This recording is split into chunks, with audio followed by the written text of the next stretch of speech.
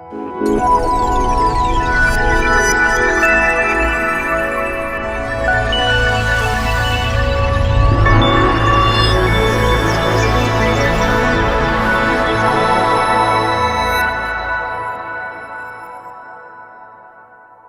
you very much. Well, by now perhaps a lot of you will have read other books on the Labour era: Mandelson, Blair, Blunkett, Chris Mullen, and brace yourself, Brown still to come. I'd say that our book is a companion volume, if you like, or possibly even an antidote. It sticks to the facts. It's not the personalities, it's not the psychodramas. We just felt it was very important in all three of the books, and particularly this one, which is the whole story of the whole 13 years, to capture all that was done, and particularly important now to do so before the axe falls on programmes, many of which are sadly unknown to any except the users, and maybe unmissed by any except their users. Things such as Connections, the youth service, or hundreds of thousands of council homes and social housing refurbished under the Decent Homes scheme, or things like Every Child a Reader. We wanted it to be a balanced scorecard on the era 97 to 2010. We live, as you know from watching television, in a demotic age. I'm very tempted, I know it's trivial, but if you had to make a judgment initial, before you hear what we've got to say, about Labour's performance on a scale of 1 to 10, I wonder how many might raise their hands for a figure above 3. How about more than 50%? That's more than 5.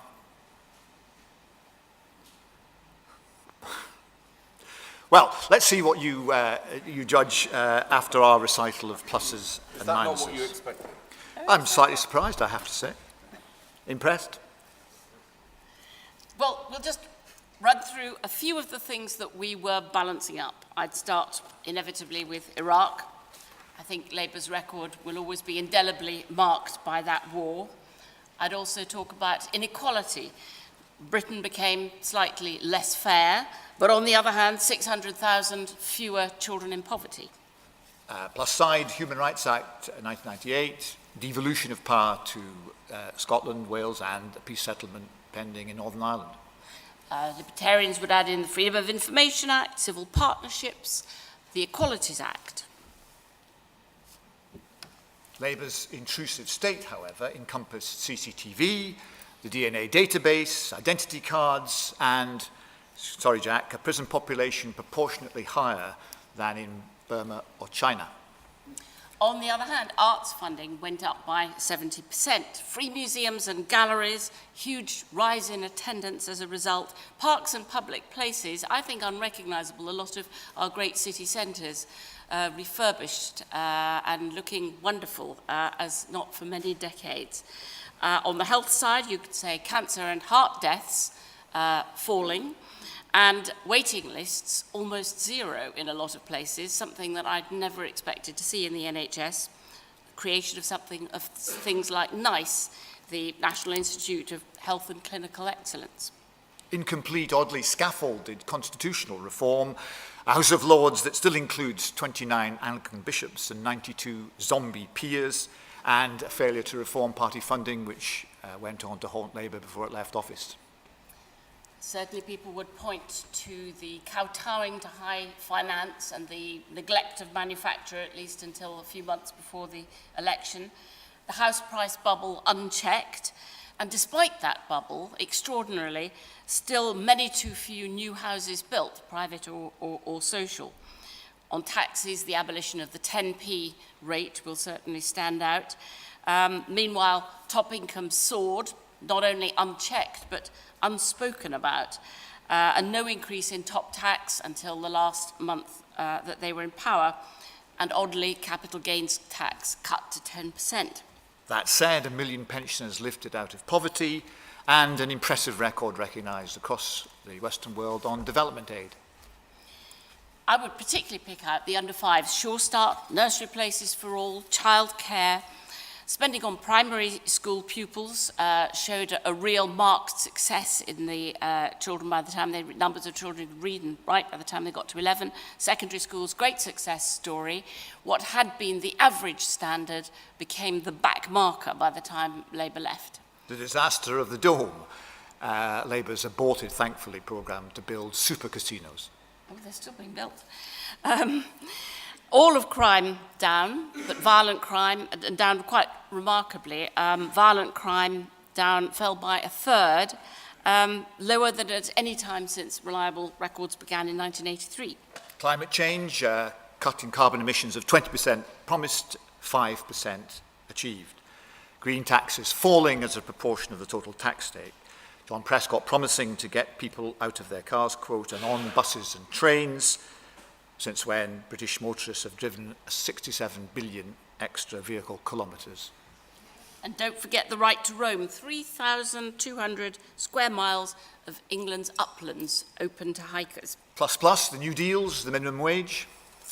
On the other hand, boardroom pay, nothing done, not a word said. And we could go on, we won't. For the record, why I asked you to raise your hands earlier is because our judgment was, it seemed not dissimilar from yours, at about 6 out of 10. And on the subject of numbers, if I were to go on, we might count the UK's medals tally at the Beijing Olympics, which can causally be related to spending on sports programmes prior to that by Labour. 47, which ranked the UK fourth in the table.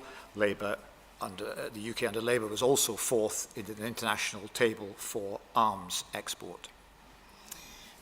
Now, all of that is why it's incredibly difficult to weigh up the sum total. It's all apples and pears, achievements, disappointments, high targets not hit, but on the other hand, to have made quite a lot of achievements just by setting themselves such high targets.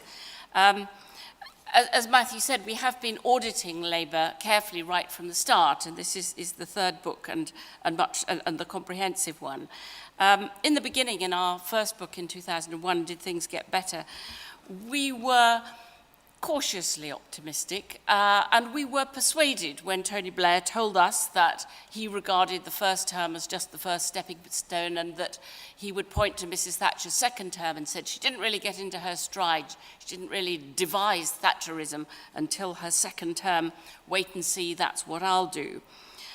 In fact, I think in our estimate, the first term was about as good as it got. It was the most radical things were done then, and the most lasting things that can't be pulled up by subsequent governments tended to have happened in that first term.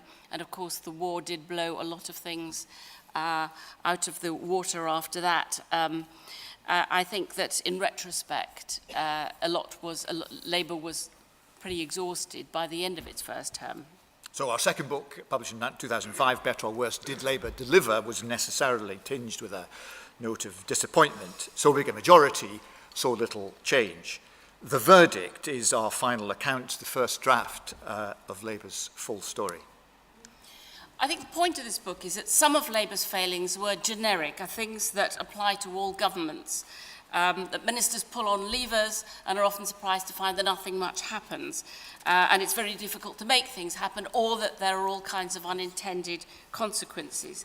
I think inevitably one of the greatest problems for any government is navigating a sea of public opinion that, as Deborah Mattinson, who was here talking about her book, Pollster, who does many focus groups, is how contradictory public opinion is, that it always wants low taxes and absolutely tip-top public services. The coalition accuses Labour of having left a gaping debt, as if it were all Labour's fault. Is that a fair charge? Not entirely. The deficit represents the transfer of private debt stemming from the bank crisis to the public accounts, plus the costs of the by and large sensible response of Darling and Brown to the recession. As for profligacy, the nub of the judgment has to be whether Labour made a political case for its increase in public spending. The case, that is, or was, would have been for taxes. As Polly said, Scandinavian services, but transatlantic tax rates. I'm afraid that's what the polls kept saying, we, the British people, wanted. Labour should have confronted us, them, with the gap, but didn't. when we were writing this, it did seem that one of Labour's successes was that it had nudged the political centre of gravity in a social democratic direction on public services, on income distribution, and even on poverty. There was Cameron using Labour language, using social democratic language. But now, as they set about slashing and burning in a way that the IFS predicts will be far from fair, perhaps that feels a bit like a Pyrrhic victory, that it was the language that was borrowed. Nevertheless, it was necessary in order to win for the coalition.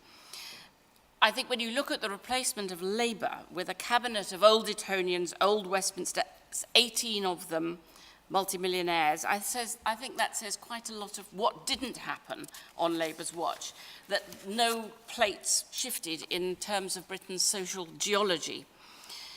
Labour's new leader, I hope, will read our book and look back at the reasons why so many chances for change were missed.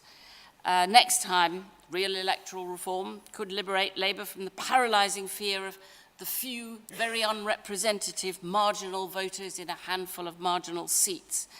Next time, perhaps understanding that this is not an essentially conservative country, rather in the way that Cameron seems to have understood, Labour could put more trust in the generosity of spirit in most British people's interests, instinctive willingness to see justice done, and to see fairness, a word that we heard a lot in the last week, fairness and justice done in the interests of those who have too much, in the interests of those who have too little, and those taking something from those who have too much power and privilege compared with those who have too little or none. And I think we'll leave it there. Thank you, Polly. Thank you, David.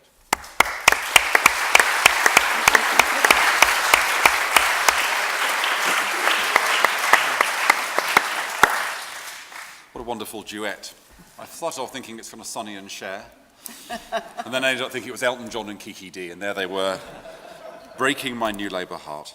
Although I find, rather like Ed Miliband, I was associated with all the good things, and all the bad things I always disagreed with, although I just didn't happen to tell anyone at the time, but I did, and I want you to know that now.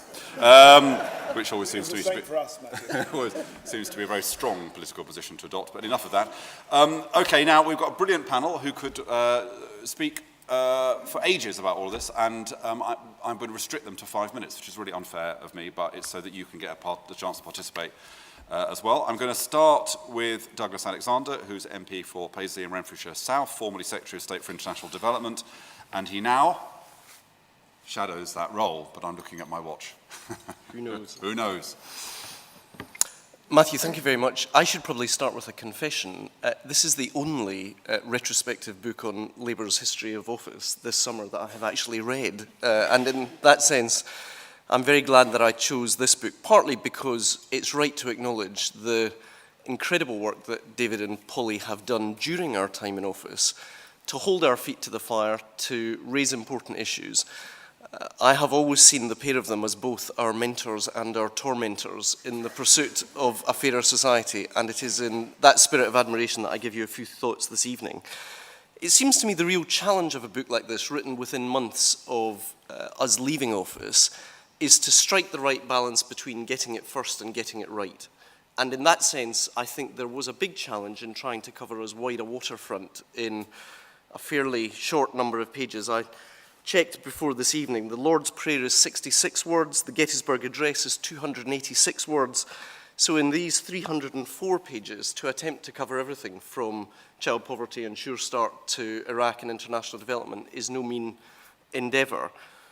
I think the central judgment of the book, which was that at the heart of New Labour there was both ideology and timidity, is actually fair. I think if I had a criticism of that critique, it would be that it is not temporal enough in its acknowledgement that these were not bad people, myself and Jack included, I would say that, wouldn't I? But rather committed progressive people working in the shadow of the defeat of the centre-left time after time after time. I joined the Labour Party in 1982, so my formative experiences were of bitter and repeated defeat in 83, 87, and in 1992. And on the central question that David raises of taxation and public expenditure, I think it's hard to understand the position that Labour adopted in the late 90s and early noughties without reference to the searing experience of defeat in 1992 and the rather uncritical engagement in globalisation that that precipitated, I think, on the centre-left so as to assert our modernity and acceptability. I would rather see the book as a guidebook rather than an obituary for the centre-left, however, and in that sense, it seems to me it identifies three questions that Ed and the new team are going to have to wrestle with quite effectively. First of all, how do you make the case more effectively for equality in Britain? That is quintessentially a political rather than a policy issue, because actually the issue is how do you create the space by which to advance those more progressive policies? And I think that will be very much the stuff of debate within the Labour Party and beyond the Labour Party in the months and years ahead. Secondly, how can you be both defenders and reformers of the state? Polly and David quite rightfully attacked the language, the rather hollow language of reform.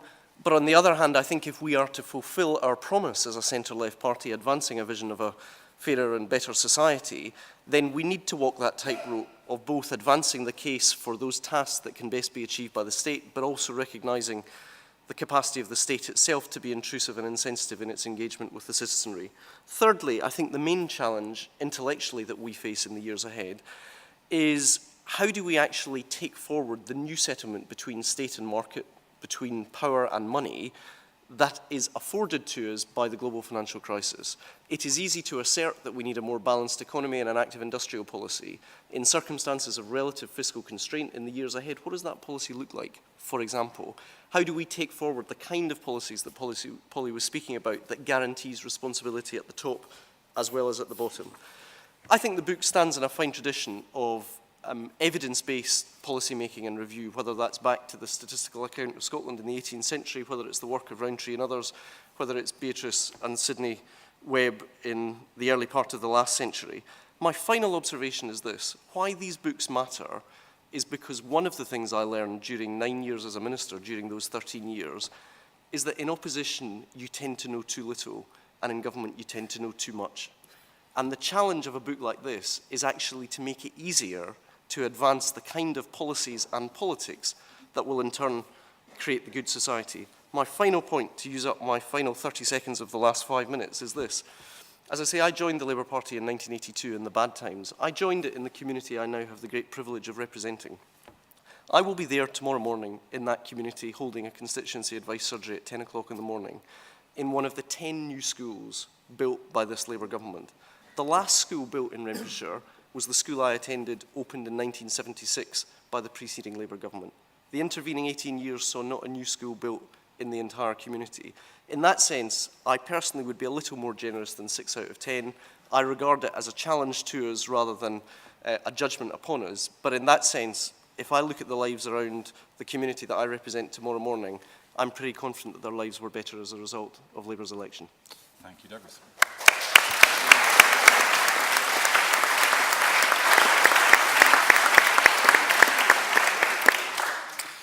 Now, Shirley Williams is a Liberal Democrat peer and Professor Emerita of Electoral Politics at the Kennedy School of Government at Harvard University.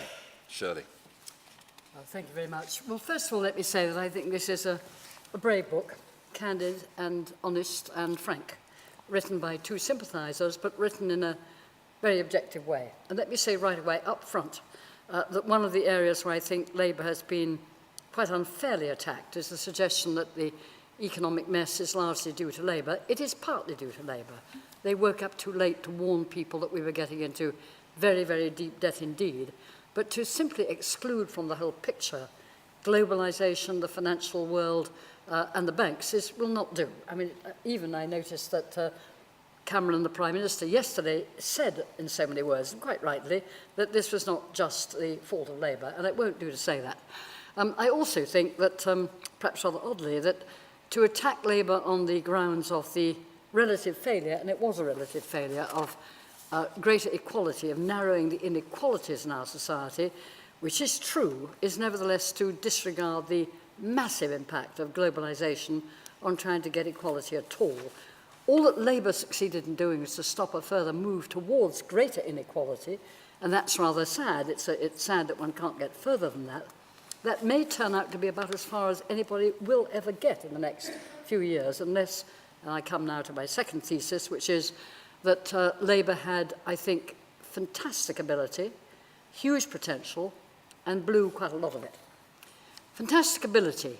Whatever one may say about the relationship between Tony Blair, the great election winner, and Gordon Brown, the remarkable Chancellor, it's true, it was an astonishing mixture of capacity.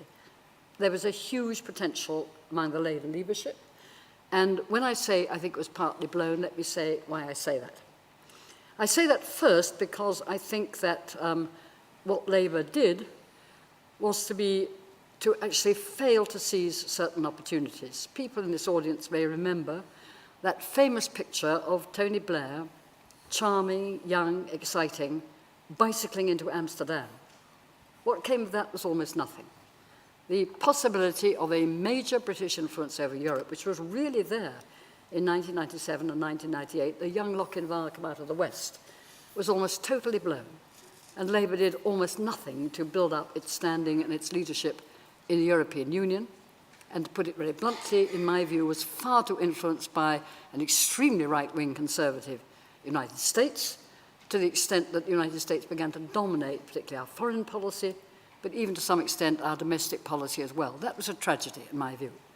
The second tragedy, where Labour, I think, failed to use its very considerable clout and its ability to go much further, was in the endless problem about how one deals with poverty.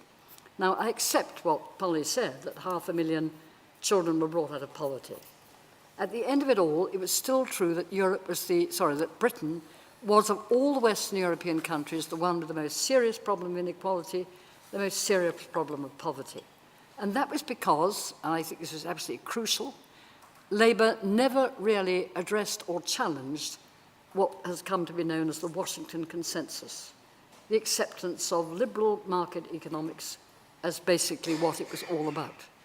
I think unless some party, and I don't know which one it will be, challenges the Washington Consensus, and indeed Alan Greenspan, one of its architects, was among the first to challenge it, we will not move on to a more equal or more fair society, however much we wish to do so.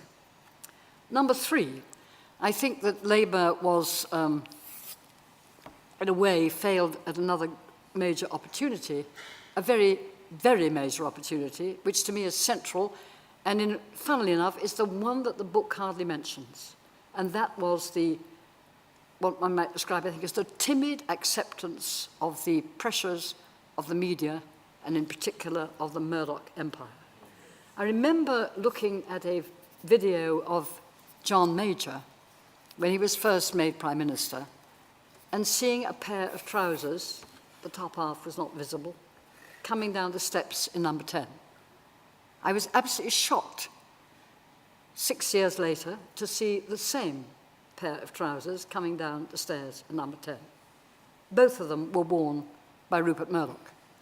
And I have to say very bluntly that unless some government, and I'm not sure which one it will be, challenges and stands up to the extraordinary, ludicrous power of the media in this country, we will never move away from being exactly where we are, with a few changes here and there. And that would be my third major criticism. It's not just a criticism of Labour. It's a criticism of governments in this country since 1979. But I have to say that I thought Labour might actually challenge it, and it didn't. Margaret Thatcher refused to pass the proposal for a merger between the Times and the Sun to the Monopolies Commission, where it belonged under the law. The law makes it quite clear that we sustain the idea of a plurality of media. She never deferred it. What to me was infinitely more disappointing was that no Labour minister ever referred further merger proposals in the following 13 years. And I can speak with some strength, because I was the minister that, amazingly, looking back at it, how innocent and stupid I was, referred the merger between the Observer and the Guardian to the Monopolies Commission on the grounds that it might damage the plurality of media. That's the kind of thing that makes one feel profoundly disappointed. And last of all, on the constitutional issue and the civil liberties issue, again, I have to express great disappointment. On the constitutional issue, the reason the first term of Tony Blair was so good was because, as anybody who's a historian here will know, that they scooped up the whole of the so-called Cook-McLennan constitutional proposals and then embodied them in the first Queen's speech of a Labour government. Thank goodness they did. But in the following 3 terms, virtually no further major constitutional changes were pushed forward, from the House of Lords to the strengthening of Parliament. And last of all, I think that Labour's policy and record on civil liberties was simply appalling. Time and again, we had anti-terrorist legislation which went far beyond what was needed and which actually destroyed, or at least threatened, some of the oldest and finest British traditions. Thank you. Thank you, Shirley.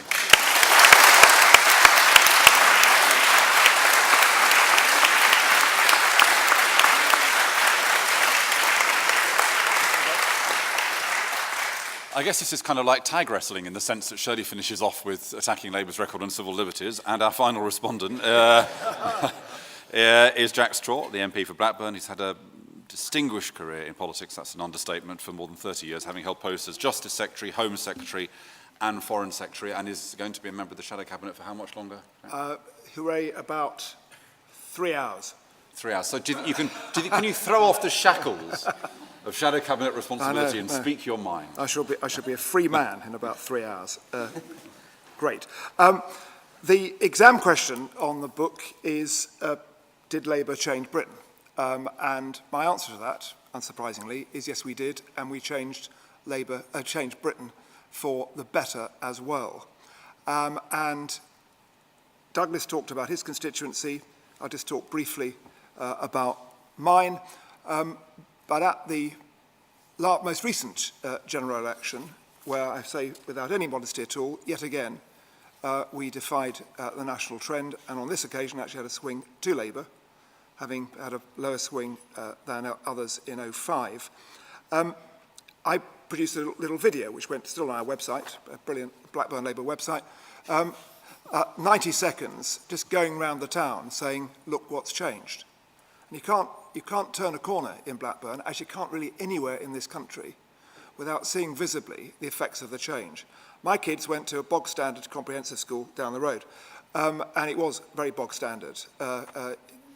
It gave them a good education, but it was hard. That was what the Conservatives were in power. There's not been a single school in this country, not one, that hadn't benefited from investment, from more staff, and from changes, very significant changes in standards. In Blackburn, they went up from 33%, getting 5 or more good GCSEs, to 72%. The same is true in health and in almost every other area of public service delivery. And if I have one recollection from, in fact, the 2005 election, it was going to that street on a what's regarded as a difficult estate, which is dismissed as they're all like that down there, meeting this woman who I know a bit about her, and I asked where her daughter was, because I wanted to ask her whether she was going to vote for me, and she said, with a broad smile on her face, oh, my daughter's at uni. An astonishing change in people's aspirations, and we did it, and no one should take it away from us. And I also just add that I greatly commend David and Polly for producing this book, and it's for far, far greater value, let me say, than the Whispers Behind the Curtain of Peter Mandelson. But I also say, and they say, it's an interim judgment. And I think that as we have the country is better able to compare and contrast what we were able to do with what they're about to do, the verdict will become stronger in our favour. Where did my blood pressure rise a bit? And I was thinking as I was reading it, it would have been good to have one of those counters, because there are long passages where it was right down. Every so often it shot up, and I thought, that's wrong, that's wrong, that's wrong. Well, not necessarily wrong, but just a judgment I didn't share, which is slightly different. My word! Although one Jack, can be you're softening. The thing I think that, if I was right, I mean, writing history of the last period, I'd bring out the thing that the disjuncture in the government, which is only skated over by Polly and David, is 9/11. I mean, you can argue about whether Iraq was right or wrong, But 9/11 happened, and it had the most profound effects on the priorities of any government. People became very scared, and on some of our policies. And yes, it did lead to errors, to put it mildly. For example, in respect of 42 days and 90 days. That was wrong. I was in favour of it at the time, but it was wrong. I'm perfectly happy to say that now. I wasn't saying this at the time, but I do say that now. It certainly led to an abuse of Section 44 of the Terrorism Act, which was my act, which was never introduced before the 9/11, with all party support, and never intended to be used in that way. But it's no good just saying, oh, they led to an intrusive state. We didn't lead to an intrusive state. One of my tests is whether people come up to me in the street, whether constituents see me and say they feel that their liberties have been taken away. And no one in Blackburn, bear in mind 30% of my constituents are Muslim, has ever done that. What they're pleased about is the fact we got crime down. If I had more time, I'd tease Polly and David about the fact they say, well, it came down because of economic circumstances, and quote some convenient criminologists. Interestingly, those criminologists, I've got the documents, predicted when the recession started that crime would start to rise, and it hasn't done. And we have made the streets safer in Blackburn, elsewhere, in the inner London borough that Matthew and I live in Lambeth, where it was unsafe to walk on the streets 20 years ago. It is not now. As for the prison population, I thought you were at your weakest, if I may say so, Polly and David, in comparing the prison population here with Burma and China, because everybody knows. And funnily enough, I was looking quite separately at the figures for Burma and China and for across the world yesterday for an excellent article I wrote in the Lancashire Telegraph today, available on their blog. Chinese official statistics and Burmese are fiction. If you look at the official statistics with countries which are reliable, what do you find? We are at the top end of a range in Europe. We're below Spain. We're miles below most Eastern European countries. The prison population is 85,000. I'm proud to say, in both jobs I did, I managed to stabilise it. And if we had the prison population of the United States, it wouldn't be 85,000, but 5 times that, 425,000. And we did get crime down, and it did work, and plenty of things we did, which are sort of ticked but pocketed. Youth justice reforms have led to far fewer young people, we tackle the causes of crime, going into crime in the first place, or if they did, being diverted. Last point I just make is this.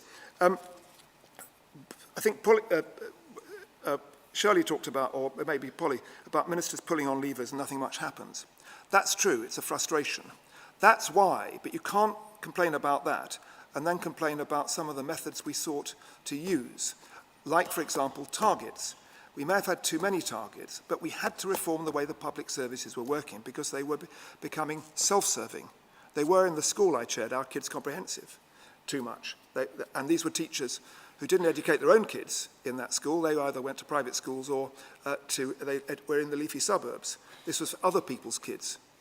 And they'd tell you they'd put their own kids through tests, but deny tests for the kids in inner city schools. It made me very angry. And the same with hospitals.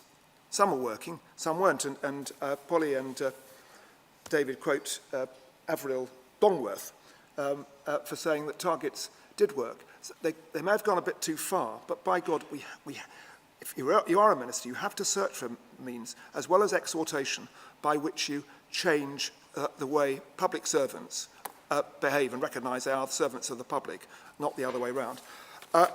Polly and David give our record 6 out of 10. I don't give our record 10 out of 10, but funnily enough, I used to argue with myself. There was no one else around. And plenty of things I didn't get correct. And as John Major sagely once said, the only people who don't make mistakes are the people who don't make decisions. You do make mistakes.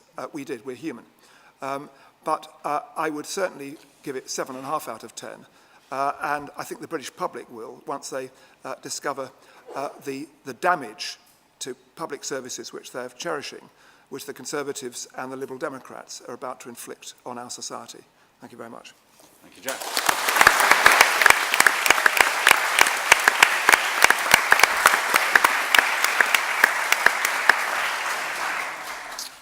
Okay, so now it's your opportunity to... I'm going to ask one question of Douglas and Jack, but when I've done that, we'll open it up to you to ask your questions. Just a couple of things. The RSA is a fiercely non-political, politically independent body, so although you seemed more positive about Labour than David thought you'd be, feel free to be as critical and outspoken as you want to be. Secondly, I don't want to intimidate you in asking your questions, but from where I'm sitting, I can see in this room the country's leading expert on fiscal policy, the country's leading expert on social policy, the country's leading expert on public opinion. But feel free to ask whatever question you want to. While you're thinking of your question, though, Douglas, I've got to ask you this. You know, speeches are judged not by the kind of weight of words, but by kind of the intent. In view of the sturdy defence that you have given of Labour's record, do you think it was wise for Labour's new leader last week to give a message which was that he was, how can we put it, less proud than you appeared to be about Labour's record? Douglas?